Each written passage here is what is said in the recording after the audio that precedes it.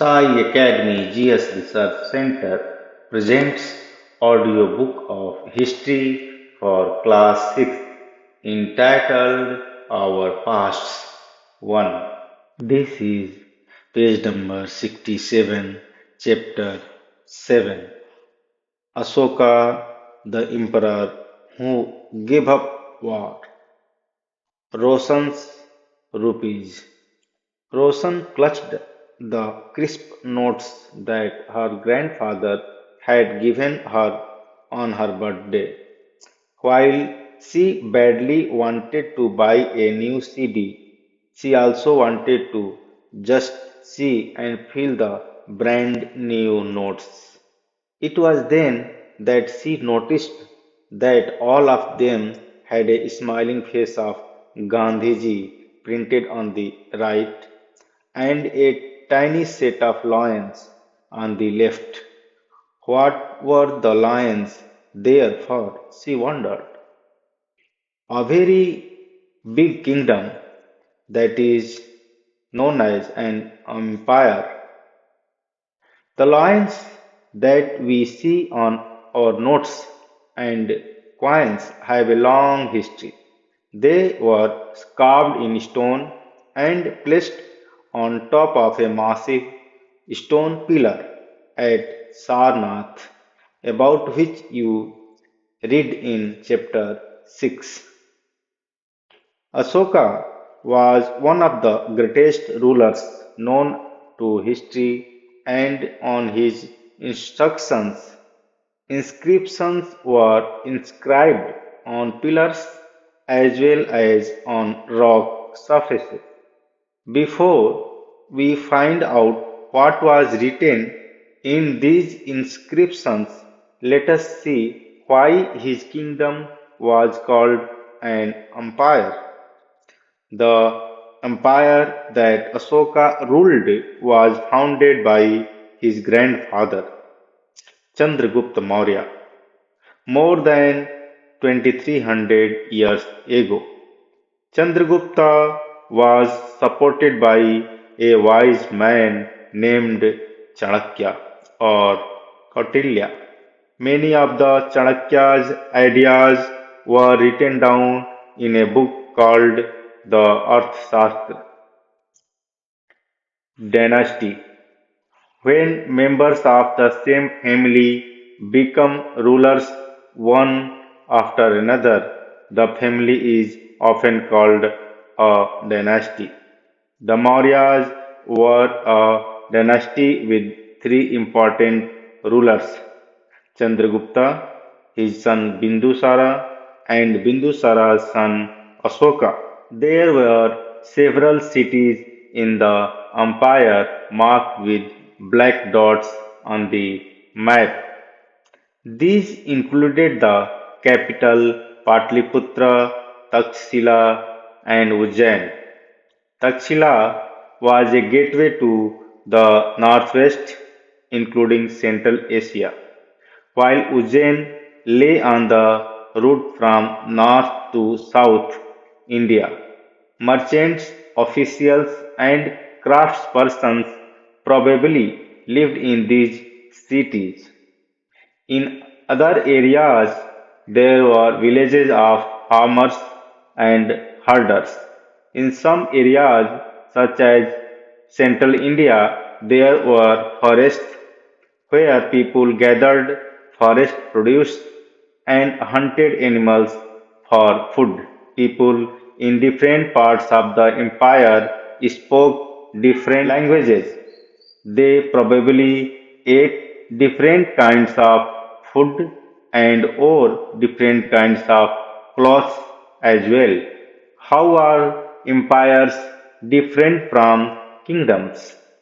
Emperors need more resources than kings because empires are larger than kingdoms and need to be protected by big armies. So, also, they need a large number of officials who collect taxes, ruling the empire. As the empire was so large, different parts were ruled differently. The area around Patliputra was under the direct control of the emperor. This meant that officials were appointed to collect taxes from farmers, herders, craftspersons, and traders who lived in villages and towns in the area. Officials also punished those who disobeyed the ruler's orders. Many of these officials were given salaries, messengers went to and fro, and spies kept a watch on the officials. And of course, the emperor supervised them all with the help of members of the royal family and senior ministers. There were other areas or provinces. Each of these was ruled from a provincial capital such as Taxila or Ujjain. Although there was some amount of control from Patliputra, and royal princes were often sent as governors. Local customs and rules were probably followed. Besides, there were vast areas between these centers. Here, the Mauryas tried to control roads and rivers, which were important for transport and to collect whatever resources were available as tax and tribute. For example, the Arthashastra tell us that the northwest was important for blankets and South India for its gold and precious stones. It is possible that these resources were collected as tribute. Tribute, unlike taxes, which were collected on a regular basis, tribute was collected as and when it was possible from people who gave a variety of things more or less willingly. There were also the forested regions. People living in these areas were more or less independent, but many have been expected to provide elephants, timber, honey, and wax to Mauryan officials, the emperor, and the capital city. Megasthenes was an ambassador who was sent to the court of Chandragupta by the Greek ruler of West Asia named Seleucus Nicator. Megasthenes wrote an account about what he saw. Here is a part of his description. The occasions on which the emperor appears in public are celebrated with grand royal processions. He is carried in a golden palanquin. His guards ride elephants decorated with gold and silver. Some of the guards carry trees on which live birds, including a flock of trained parrots, circle about the head of the emperor. The king is normally surrounded by armed women. He is afraid that someone may try to kill him. He has special servants to taste the food before he eats. He never sleeps in the same bedroom for 2 nights. And about Patliputra, modern Patna wrote, this is a large and beautiful city. It is surrounded by a massive wall. It has 570 towers and 64 gates. The houses of the 2 and 3 stories were built of wood and mud bricks. The king's palace is also of wood and decorated with stone carvings. It is surrounded with gardens and enclosures for keeping birds. Why do you think the king had special servants to taste the food he ate? In what ways was the Patliputra different from Mohenjo-daro? Hint, see chapter 3. Ashoka, a unique ruler. The most famous Mauryan ruler was Ashoka. He was the first ruler who tried to take his message to the people through inscriptions.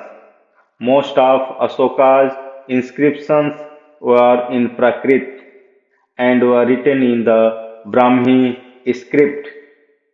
Ashoka's war in Kalinga. Kalinga is the ancient name of coastal Odisha.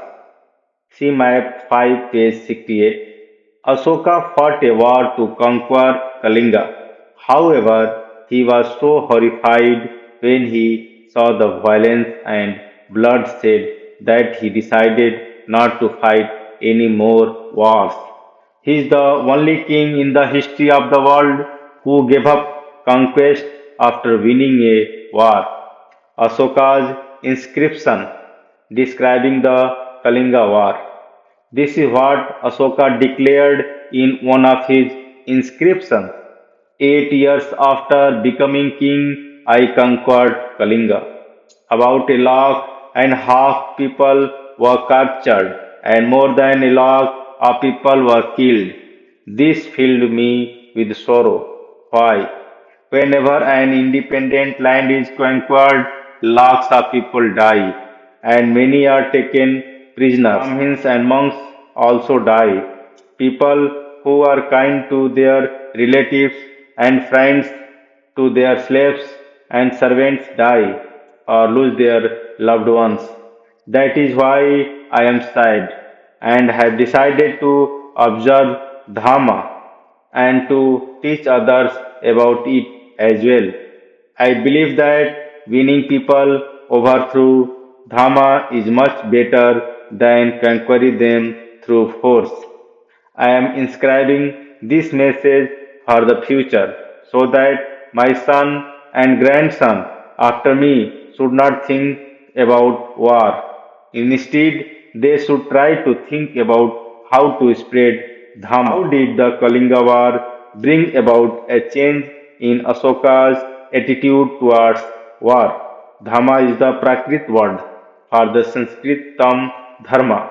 What was Ashoka's Dhamma? Ashoka's Dhamma did not involve worship of a god or performance of a sacrifice. He felt that just as a father tries to teach his children, he had a duty to instruct his subjects.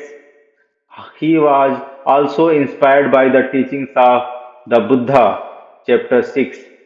There were a number of problems that troubled him. People in the empire followed different religions, and this sometimes led to conflict. Animals were sacrificed, slaves and servants were ill treated. Besides, there were quarrels in families and amongst neighbors. Ashoka felt it was his duty to solve these problems, so he appointed officials known as the Dhamma Muhammad who went from place to place teaching people about Dhamma. Besides, Ashoka got his message inscribed on rocks and pillars, instructing his officials to read his message to those who could not read it themselves. Ashoka also sent messengers to spread ideas about Dhamma to other lands such as Syria, Egypt, Greece, and Sri Lanka. Try and identified these on map 6, page 76, 77. He built roads, dug wells, and built rest houses. Besides, he arranged for medical treatment for both human beings and animals. Ashoka's message to his subject. People perform a variety of rituals when they fall ill, when their children get married, when children are born, or when they go on a journey. These rituals are not useful. If instead people observe other practices, this would be more fruitful. What are these other practices? These are being gentle with slaves and servants, respecting one's elders, treating all creatures with compassion, giving gifts to the Brahmins and monks. It is both wrong to praise one's own religion or criticize another's. Each one should respect the other's religion. In one praises one's own religion while criticizing another's, one is actually doing greater harm to one's own religion. Therefore, one should try to understand the main ideas of another's religion and respect it. Pandit Jawaharlal Nehru, the first Prime Minister of India, wrote his edicts or instructions still speak to us in a language we can understand and we can still learn much from them. Identify the parts of Ashoka's message that you think are relevant today. Below the Brahmi script, most modern Indian scripts have developed from the Brahmi script over hundreds of years. Here you can see the letter A written in different scripts: early Brahmi, Devanagari, Bengali, Malayalam, Tamil. Elsewhere, somewhat before the time of the Mauryan Empire, about 2400 years ago, emperors in China began building the Great Wall. It was meant to protect the northern frontier of the empire from pastoral people. Additions to the wall were made over a period of 2000 years because the frontiers of the empire kept shifting. The wall is about 6400 km long and is made of stone and brick with a road along the top. Several thousand people worked to build the wall. There are watchtowers all along at distances of about 100 to 200 meter. In what ways do you think Ashoka's attitude toward neighboring people was different from that of the Chinese emperors? Imagine you live in Kalinga and your parents have suffered in the war. Messengers from Ashoka have just arrived with new ideas about Dhamma. Describe the dialogue between them and your parents. Let's recall. Make a list of the occupations of the people who lived within the Mauryan Empire. Complete the following sentences. State whether true or false. Let's discuss. What were the problems that Ashoka wanted to solve by introducing Dhamma? What were the means adopted by Ashoka to spread the message of Dhamma? Why do you think slaves and servants were ill treated? Do you think the orders of the emperor would have improved their condition? Give reasons for your answer. Some important dates. Beginning of the Mauryan Empire, more than 2300 years ago. Let's do. Write a short paragraph explaining to Roshan why the lions are shown on our currency notes. List at least one other object on which you see them. Suppose you had the power to inscribe your orders. What four commands would you like to issue? Map 6. Showing important trade routes including the Silk Route.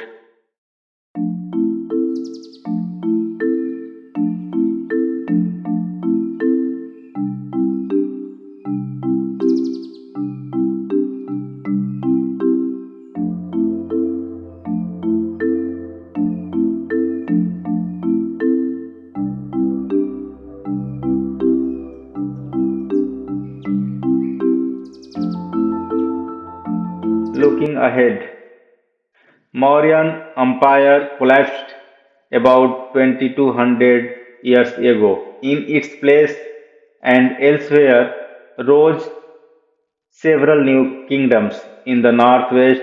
and in parts of North India, kings known as the Indo-Greeks ruled for about 100 years. They were followed by a Central Asian people known as the Sakas, who set up kingdoms in the northwest, north, and western India. Some of these kingdoms lasted for about 500 years, till the Sakas were defeated by the Gupta kings. Chapter 10. The Sakas in turn were followed by the Kusans about 2000 years ago. You will learn more about the Kusans in Chapter 9. In the north and in parts of central India, a general of the Mauryas named Pushyamitra Sanga set up a kingdom. The Sunga were followed by another dynasty known as the Kanwas and by rulers from other families till the establishment of the Gupta Empire about 1700 years ago. The Sakas, who ruled over parts of western India, fought several battles with Satvahans, who ruled over western and parts of central India. The Satvahan kingdom, which was established about 2100 years ago, lasted for about 400 years. Around 1700 years ago, a new ruling family known as Vakatakas became powerful in central and western India. In South India, the Cholas, Cheras, and Pandyas ruled about 2200 and 1800 years ago, and about 1500 years ago, there were two large kingdoms, those of the Pallavas and Chalukyas. There were several other kingdoms and kings as well. We know about them from their coins and inscriptions as well as from books. There were other changes that were taking place in which ordinary men and women played a major role. These included the spread of agriculture and the growth of new towns, craft production, and trade. Traders explored land routes within the subcontinent and outside, and sea routes to West Asia, East Africa, and Southeast Asia. See map 6 were also opened up, and many new buildings were built, including the earliest temples and stupas. Books were written, and scientific discoveries were made. These developments took place simultaneously, that is, at the same time. Keep this in mind as you read the rest of the book. You can see the Satwahan coin, Saka coin.